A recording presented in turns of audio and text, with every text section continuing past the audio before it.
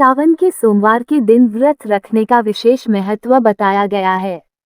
आज सावन सोमवार का दूसरा व्रत है और इस व्रत करने से सभी मनोकामनाएं पूर्ण होती हैं और अपार सुख की प्राप्ति होती है। सावन सोमवार के व्रत को करने वाले भक्तों के लिए इस कथा का पाठ करना अनिवार्य है। ऐसी मान्यता है कि सावन सोमवार के व्रत में कथा का पाठ किए बिना व्रत का पूर्ण फल नहीं मिलता है।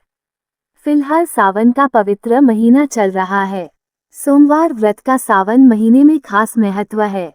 सावन सोमवार व्रत में भगवान भोलेनाथ और माता पार्वती की विशेष पूजा की जाती है। महिलाएं अपने परिवार की सुख समृद्धि की कामना के लिए सावन सोमवार व्रत करती हैं, जबकि अविवाहित युवतियां भोलेनाथ की विशेष पूजा करती हैं जिससे वे एक अच्छा वर पा सकें। हिंदू कैलेंडर में श्रावण महीने का बहुत महत्व है। यह महीना भगवान शिव को समर्पित है क्योंकि यह मास उन्हें बहुत प्रिय है।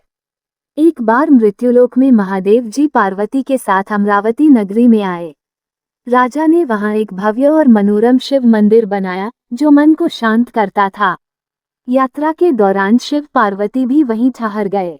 पार्वती जी ने शिव जी से कहा, हे नाथ, आओ आज इसी स्थान पर चौसपान से खेलें। इसके बाद खेल शुरू हुआ। भगवान शिव ने कहा कि इसमें मैं जीतूंगा। इस तरह वे आपस में बोलने लगे। तब पुजारी पूजा करने आए। ब्राह्मण ने पुजारी से पूछा, पुजारी जी आप बताएं किसकी जीत होगी। पुजारी ने कहा कि महादेव जी ही जीतेंगे क्योंकि वे इस खेल में सबसे निपुण हैं। लेकिन पार्वती जीत गईं। पुजारी की इस टिप्पणी से आहत होकर माता पार्वती ने पुजारी को कोढ़ी होने का श्राप दिया।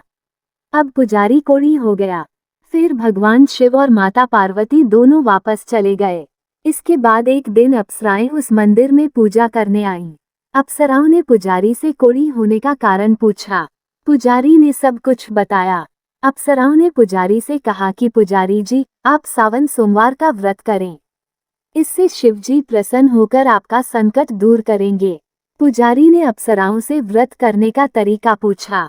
अप्सराओं ने व्रत करने और उद्यापन करने की पूरी प्रक्रिया बताई। पुजारी ने व्रत को विधिपूर्वक श्रद्धापूर्वक शुरू किया और अंत में इसका उद्यापन भी किया। इस व्रत के प्रभाव से पुजारी जी बीमार नहीं होते थे। कुछ दिनों बाद शंकर पार्वती जी फिर से उस मंदिर में आए। पुजारी को बीमारी से मुक्त देखकर पार्वती जी ने पूछा कि उन्होंने मेरे दिए हुए श्राप से बचने के लिए क्या किया। पुजारी ने कहा, हे प्रभु, अप्सराओं द्वारा बताए गए 16 सोमवार के व्रत करने से मेरा ये कष्ट दूर हुआ है। कार्तिकेय जी भी इससे प्रसन्न हुए और सोमवार को पार्वती जी के लिए व्रत किया। कार्तिकेय जी ने माता से पूछा कि मेरा मन हर समय आपके चरणों में लगा रहता है। कार्तिकेय जी को माता पार्वती ने सोमवार के व्रत का महात्म्य और विधि बताई। कार्तिकेय जी ने भी इस व्रत को किया। इस व्रत के प्रभाव से उनका खोया हुआ दोस्त मिल गया। इसके बाद उस दोस्त ने भी सावन सोमवार व्रत को विवाह होने की इच्छा से पूरा किया। इसके बाद वह दोस्त बाहर गया। वहां राजा की कन्या का विवाह था। राजा ने वादा किया था कि जिस हथिनी के गले में वरमाला डाल दी जाएगी उसी से राजकुमारी का विवाह होगा। ये ब्राह्मण दोस्त भी स्वयंवर देखने के लिए वहां एक ओर जाकर बैठ गया। राजा ने अपनी राजकुमारी को इसी ब्राह्मण मित्र से विवाह कर दिया। जब हथिनी ने उसे माला पहनाई तब से दोनों खुश रहने लगे।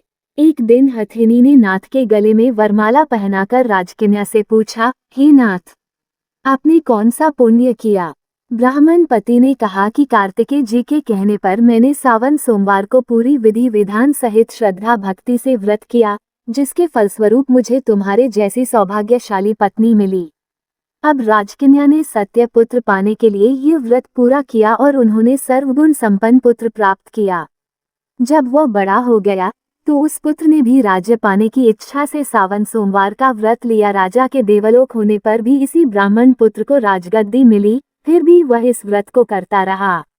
एक दिन उसने अपनी पत्नी से पूजा सामग्री शिवालय ले चलने को कहा, लेकिन उसने अपनी दासियों को भेजा। राजा ने पूजन पूरा करने के बाद आकाशवाणी से कहा कि अगर वो इस पत्नी को नहीं त्यागता तो उसे राजपाट से धोना पड़ेगा। दूतों ने राजा को आश्रम में रानी को देखकर बताया। तब राजा वहां गया और गुसाई जी से कहा कि यह मेरी पत्नी है। महाराज, मैंने इसे छोड़ दिया था, इसे मेरे साथ चलने की कृपा करें। शिवजी की कृपा से वे हर वर्ष साल सोमवार का व्रत करते हुए खुश रहने लगे और अंत में दोनों को मोक्ष, स्वर्ग की प्राप्ति हुई। इस प्रकार जो व्यक्ति सावन में सोमवार के व्रत को श्रद्धापूर्वक करता है, भगवान शिव की कृपा से उसी सभी मनोकामनाएं पूरी हो जाती हैं और उसे मोक्ष की प्राप्ति होती है। इस कथा को सुनने या पढ़ने के बाद ओम जय शिव ओंकारा आरती करें।